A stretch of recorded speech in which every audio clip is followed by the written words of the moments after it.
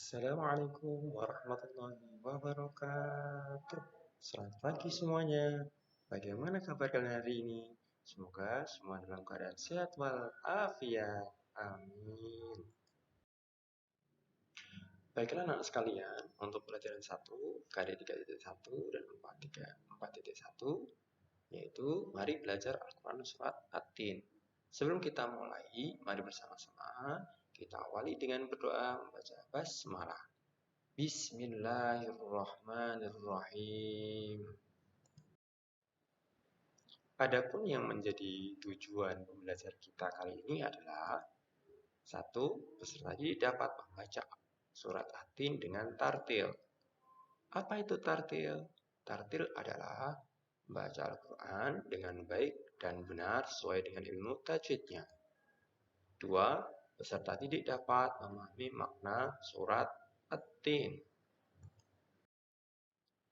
Nah, baiklah anak sekalian, mari bersama-sama kita baca surat At-Tin. Namun, sebelum membaca surat At-Tin, terbiasakanlah lebih dahulu untuk membaca ta'awudz. A'udzu billahi minasy syaithanir rajim. Bismillahirrahmanirrahim. والتين والزيتون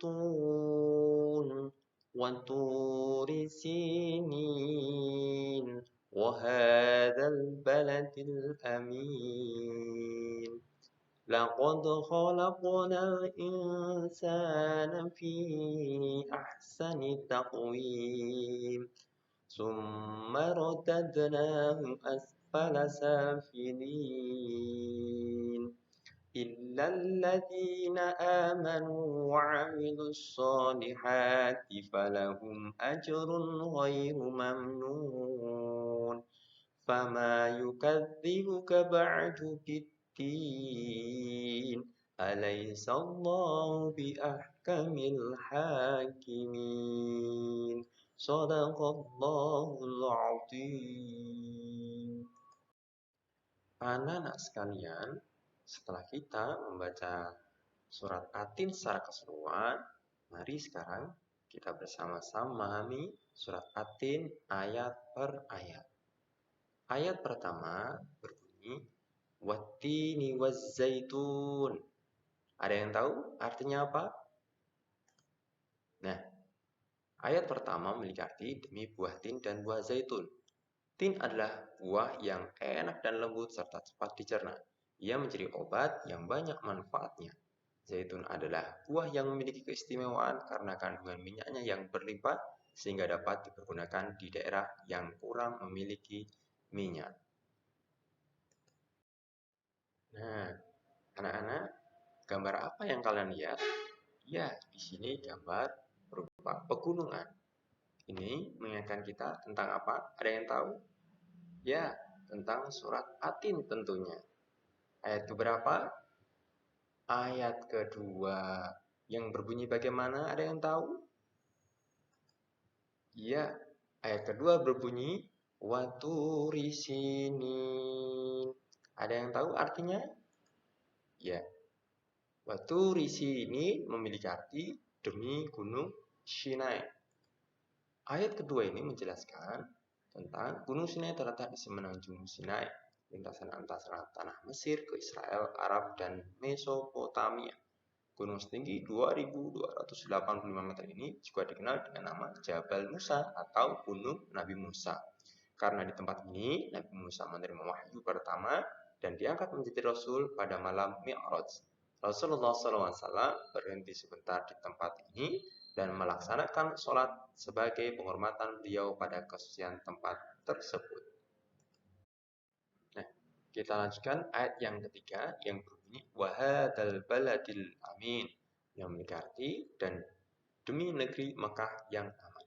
Apa yang dimaksud negeri Mekah yang aman? Ya, ayat ketiga mengandung arti kota yang aman adalah kota Mekah. Kota ini disebut dengan kota yang aman karena siapapun yang masukinya terjaga keamanan dan keselamatannya. Kota Mekah juga disebut sebagai Ummul Qura dan tanah yang aman. Kota ini banyak menyimpan sejarah sejak zaman Nabi Ibrahim alaihissalam.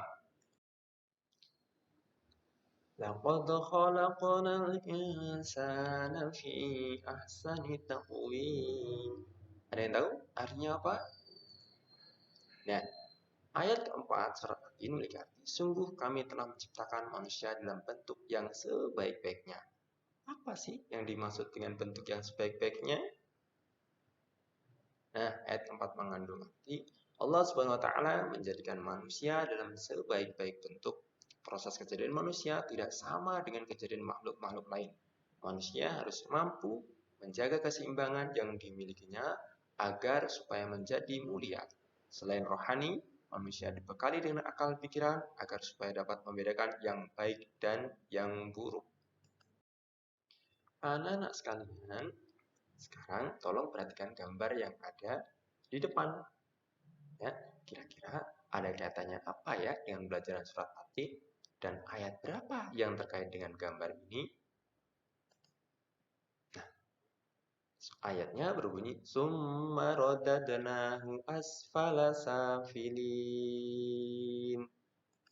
Yang berarti kemudian kami kembalikan dia ke tempat yang serendah-rendahnya. Maksudnya bagaimana pembelajaran ayat kelima ini? Nah, ayat kelima, Allah Subhanahu wa taala mengingatkan manusia, sekalipun mereka sempurna, tapi dapat turun derajatnya menjadi hina karena pengetahuan, sikap, dan perilakunya apabila telah keluar dari aturan yang telah ditetapkan oleh Allah Subhanahu wa taala melalui Rasul-Nya. Ayat ke-7 berbunyi, "Fama yukadzibuka ba'du biddin." Ya, maka apa yang menyebabkan mereka mendustakanmu tentang hari pembalasan setelah adanya keterangan-keterangan itu? Nah, pada ayat ke-7 dijelaskan bahwa pada kiamat nanti ada hari pembalasan tentang perbuatan manusia yang baik dan buruk. Manusia seharusnya tidak meragukan adanya hari pembalasan karena Allah Subhanahu wa taala sudah menunjukkan bukti-buktinya. Allah Subhanahu wa taala memberikan akal kepada manusia untuk berpikir tentang ciptaannya dan hati untuk merasakan iman. Pertanyaan Allah Subhanahu wa taala itu untuk mengingatkan adanya hari kiamat agar manusia tidak lupa dan lalai sehingga terjerumus dalam dosa dan kehinaan. Alaihissallahu bi ahkamil hakimin. Nah, ini merupakan ayat terakhir dari surat At-Tin. Ada yang tahu artinya apa? Ya, bukankah Allah hakim yang paling adil? Apa maksudnya? Nah, ayat 8 ini memiliki maksud Allah Subhanahu wa taala adalah yang Maha mengetahui, sebagus-bagus pencipta dan pengatur segala urusan. Allah Subhanahu wa taala yang memberi keputusan atas segala persoalan. Tiada perbuatan walau sekecil atom pun yang dapat terlepas dari pengadilannya. Pengadilan Allah Subhanahu wa taala adalah sebaik-baik pembuat keputusan. Baiklah anak sekalian, demikianlah pelajaran kita tentang surat At-Tin kali ini. Semoga kita senantiasa ditetapkan iman Islam kita oleh Allah Subhanahu wa taala dan senantiasa dilindungi Allah Subhanahu wa taala, diberikan kemudahan untuk bisa menjalankan perintah-perintah Allah dan menjauhi segala larangan-larangannya. Demikian yang dapat Pak Ari sampaikan. Kurang lebihnya mohon maaf. Terima kasih. Sampai ketemu di pembelajaran-pembelajaran selanjutnya. Wassalamualaikum warahmatullahi wabarakatuh.